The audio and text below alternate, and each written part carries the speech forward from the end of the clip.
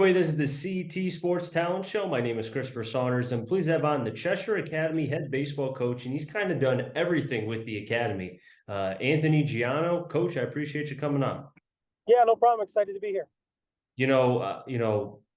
When you and I were kind of talking, just hearing about kind of how your sons kind of came through the academy. You mentioned how your wife taught there for a while or was there for a while. Obviously, you've been a part of not just baseball, but multiple programs and such. Is it safe to say that Cheshire Academy runs through the Giano family bloodline? Is that kind of fair to say?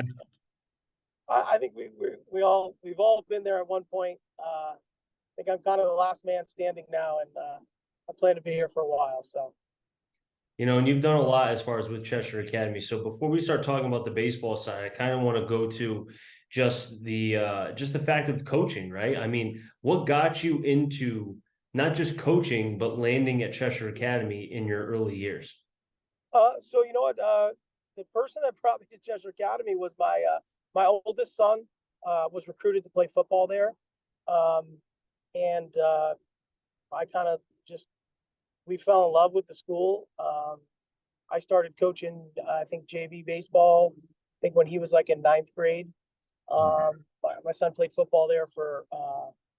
He played as an eighth grader. The last year they had eighth grade, he played as an eighth grader. He played varsity as an eighth grader. Um, so he played there for 5 years, and that just kind of got me involved with the coaches that were there at the time. Coach Dykeman was an associate head of school. Uh, they kind of brought me in to coach the baseball with another gentleman, Rich Ferraro, and we did it kind of forever. Um, David had left baseball and just did football, and then I worked with John Toffey, was the head coach here for a while. So I ran the JV program for him, uh, and then just kind of took over after a while. They just kind of said, um, David had left. I had applied for the job and was fortunate enough to get it. It's been great. So I've been like since 2015. Been with baseball the whole time. I've been the head coach here now. This will be my third year as a head coach. So uh, first year I inherited some guys, brought in a few guys. We were 500. We lost a bunch of games, close, tight games. I didn't have enough pitching, but we were competitive in everything. And then my second year, kind of bringing in a bunch of people that I recruited. I think we were 15-3. We lost in the semis to a really good Salisbury team, Kevin Hubert, and then I think we were 10th overall in New England. Scored like massive amount of runs and hit like 380 as a team. We hit like 19 home runs. So we had a good year. So we're looking to come back and have another good year this year. So, Now, next year. yeah, exactly. So, with you being a part of the program now, as far as the head coach, like you said, for the last couple of years, is there anything that you can take from either somebody or something of the other sports that you coached that kind of helped prepare you to become a head coach of baseball? Yeah, I've always coached baseball and I always loved baseball as a baseball player was my favorite thing. Mhm. I think the best thing that I think of is just athletes. I just love athletes. I love guys that are grinders and hard workers. Like I always say, I'm aggressively passionate. So if I try to get kids with the same mindset that just want to work and kind of run through a wall or just always in the weight room, always trying to get better. So I think that's kind of where I stand, and I think that's for all sports. But I Mhm. think if you have someone that wants to work or put in work and not be lazy, I think that's kind of where I get guys from. And I meet with families a lot, and I'm always talking to people, always reaching out to parents, always trying to figure out what's a good fit for us, both Mhm. academically and athletically. Um, so that's I think you can do that in any sport, but as long as you have kids that want to work, I think that's the best formula to win or to get good guys. When you mentioned the athletes part and how that's kind of like the big thing that you look for, I kind of think of how the game of baseball has changed, right? The bases are bigger. You can only throw to a particular base twice. Otherwise, it's a balk if you don't get the player on the third throw. So, because of that and how the game is changing, and just kind of how you're talking about the kind of players that you look for, I would think that you must love how the game is starting to evolve. What says you? Yeah, definitely. the way the game's evolving, baseball is just like it's a specialty sport. Most of my kids on our team only play baseball. I mean, I remember, people say multi-sport, multi-sport, multi-sport, and I mean, I don't disagree with that, but there is a certain, when you get to a certain age, you have to kind of figure out what's best because your off-season training, your arm care, all the work that you put in hitting. There's so much stuff going on. I mean, most of my kids are every day doing something baseball oriented. So speaking of the multi-sport athlete, I kind of think of the two-way, right? You think Yeah, of guys like Otani, Crawford a couple years ago, Reggie Crawford, who's with the Giants now.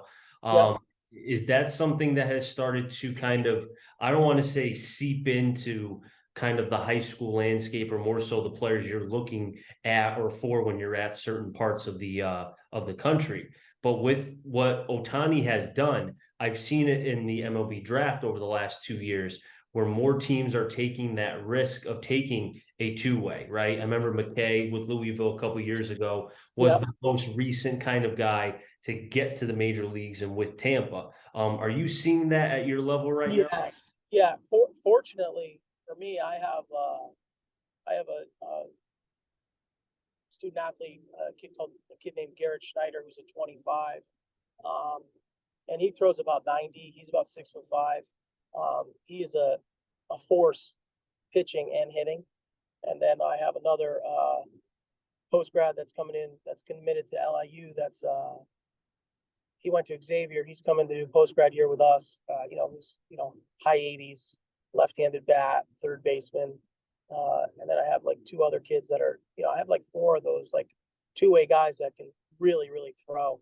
Um, so I think that's really, really kind of changing things. But I do have other guys that are just POs, just pitchers only, and that's what they want to do. Their off days, they're working their bands, they're working their plyo balls, and they're stretching and taking care of their bodies, and it's really become like an art. Like, our pitchers are busy every day doing their stuff to get ready to pitch, and Mm. and that's what they want to do. And the other guys, they want to hit and swing, and I get it. Certain caliber of athlete that you can't put all your time into figuring out how to pitch and then try to hit. There's some guys that just do it naturally. So fortunately for me, I have a couple of those guys that I'm pretty happy to have. Do you think we're kind of heading that way, coach, either at your level or even higher, where we potentially could see on rosters in 5 to 10 years, maybe even sooner, where you see a two-way, but not so much the guy being a starting pitcher, but being in the bullpen? Does that make sense? It does make sense. And I think we're going to see more and more. I think Otani kind of the popularity that he has gotten doing that. And I Mm. think it's just gotten kids into an attitude where they think that they, want to try it. And I think it's great. If you have that much talent, try it. I mean, try to do whatever you can do. I think it's going to be more and more of the two-way guys. I think whatever you can do to stay on the field. And I think I don't know if I'm repeating myself. I don't know if you lost me, but I think Otani's really brought prominence to that, where people and kids can do that. So I love to ask coaches this question because I heard Peter King I think about a week or two ago when he was on the Colin Cowherd show. He says he always asks NFL guys, what is the one thing from the college landscape that concerns you, or what concerns you right now with the state of football, right? So I'll ask you, coach, in terms of baseball, either a concern, maybe a worry, maybe something you're kind of keeping your eye on with the game. What says you as far as the game of baseball? you know what? I get concerned about coaches and pitch counts with pitchers. So that's kind of a concern of mine because I get a lot of kids that come to us and they've thrown so many pitches in a game and they don't think anything of it, and it kind of freaks me out a little bit to tell you the truth. So I don't let any of our guys throw more than like 65 pitches an outing. They don't particularly like it, but I'm trying to keep them healthy for like the long run. Mm. Um, I think the most anybody threw for me was like 70 pitches. Mm. So, um, and that was because he had to get stretched out because he didn't really pitch all year. Mm. Um, so that's the thing that freaks me out. A lot of coaches, they need to win. Um, so they got to do what they have to do to win. So Now, when you talk about the pitch counts, I think of like the Tampa Bay Rays, right? I just saw that McClanahan's out with Tommy John, Rasmussen and Springs, I think is his last name. He also is having Tommy John. They both are. So now I saw a study a couple years ago where Tommy John surgeries are continuously rising. They're not dropping by any means. 100%. So I what is there? I mean, again, I know you don't have the answer, but I'm going to ask you anyway.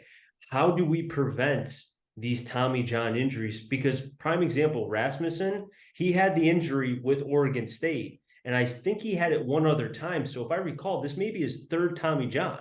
right. I think so as well. So we have I had a phone call today. Kid's got to go into Tommy John. Plays football season. He's going to miss next baseball season and wants to try to come. So I have a conversation with him tomorrow. And I had another pitcher that was all set to come to us last year that was a Division One commit, and he blew up his arm in the high school season. So your arm works, and what's the best exercises to do, and what keeps you healthy. Like I said, we're big on pitch count, and we're big on stretch and exercise. So that's the most important thing, to stay healthy. I mean, I want these kids to stay healthy to go to the next level. Of course, I want them to pitch for me, but I also need to worry about them. You know what I mean? So it doesn't help me if they're hurt 3 years from now. Not going to hurt them to have them, be able to do something for me. Just try to recruit more pitching. Now, one conversation I've had with various college and pro level coaches that I've spoken with throughout my journeys, I know one thing that, and I don't know if this is because the old age, the old time baseball, you didn't have guys throwing this hard. The average velocity is somewhere around 94, 95 regularly in terms of Major League Baseball. Obviously, guys are topping out 100 and so on. Do you think because one reason why the amount of Tommy John and arm injuries is because pitchers are brought up to throw max effort and kind of don't have that feel, like prime example, like Kyle Hendricks. Hendricks won't break a mirror, but he locates, he changes speeds. He's the, Dartmouth kind of way of thinking, right? Right, right. Using his stuff. Do you think that's one good example or no? Yes, I think that there's a lot of clubs or travel teams or whatever. That's all they care about is the velo. Mm. So like posting these videos, I'm throwing 89, I'm throwing 90, but you don't really see where the ball's going, and you don't really know what's going on. And you're not in a 3-2 situation with 2 outs, or you don't have the bases loaded. So I mean, anybody can kind of just throw hard to throw hard. Mm. When our guys throw bullpens, we're kind of like, work on the inside, work on this. We're not going to throw a bullpen just throw it. We're going to throw it to get better. That's kind of where I feel about that. I'm not overly concerned about velocity. I'm more concerned about location. Mm. But again, it goes back to my thinking of keeping people healthy. You know what I mean? Mm-hmm. But I Now, think this max stuff and mm, think location, spotting stuff, and actually mm. knowing how to pitch, like know what you're going to throw. If the guy's behind, Coach, one big thing too that I kind of really thought about, and I'm not blaming anybody as far as, okay, it's this person or that person or this or whatever, but I do think because the way that the velocity has been kind of like preached, right? Social media is looking for it. Obviously, when you look at Driveline, everything is max effort, but it could be up at the ceiling. It doesn't matter because it hit 95 on the gun from 10 feet, right? So I almost feel like that kind of has in a lot of ways, I don't want to say diminished pitching, because pitching in terms of velocity is at its best that it's ever been at. But I think in terms of, I always compare it to control and command. You can have control of the strike zone, but if you can't command it and you can't dot, you're as useless as anything. Doesn't matter how hard you throw. And I think the command part of baseball has kind of been that forgotten thing. Now I know strikeouts are up too, and that's a whole nother issue on the offensive side. yeah, But that's offensive pitching, issue. Yeah. yeah, but in terms of command, I feel like pitching has been kind of lost in certain levels. What says you? 100%, 100%. I think, and like I said before, when we work bullpens, we're working on spots. We're Mm. working on grips, how your ball's tailing or moving. We're making sure we're all on the same page. And a lot of times, I don't call our games because I need the kids to learn. I don't want to be sitting there yelling out numbers, and I don't want them to make mistakes, but they have to make mistakes in order to learn. So I don't ever call pitches, or my assistant. None of us call pitches. We let the catcher call it. Fortunately for me, I have a couple of really good catchers, so that helps. Coach, I think that's really awesome, and I do agree with you 100% on that. I think that's the right way to be able to go about it. Coach, I really appreciate you coming on. This has been a lot of fun. Hopefully, I can get you back sometime on in the near future. And Yeah, when absolutely. you're Yeah, anytime you want to come down. Yeah, I know. I'm in Amherst. I don't know why it's cutting out. just repeat what you said one more time because it cut out. Yeah. I'd love to get you down anytime. We can get you in the cage. We can work you out. We can check your exit velo. We can check your throwing velo. We can check your spin rate. We got all that stuff. We can do it all for you. Well, Coach, I would love to be able. I haven't thrown a baseball in 3 years. I'm not throwing hard by any means, but I'd love to be able to see that technology because it's been a while since I've seen when I was, when I was broadcasting for the Blues. So I'd love to be able to check that out sometime. Absolutely. I'll That send you some videos of our yeah, guys working out now too. So please do. I think that would be awesome. some of the spin rates and all that stuff, all this stuff that was not around when I was a kid. Now, wrap things up here in the CT Sports Talent Show. So until next time, stay safe. Remember, CT stands for Connecticut Talent. I'm Majority Find Them All. Enjoy the rest of your day, everybody, and be well.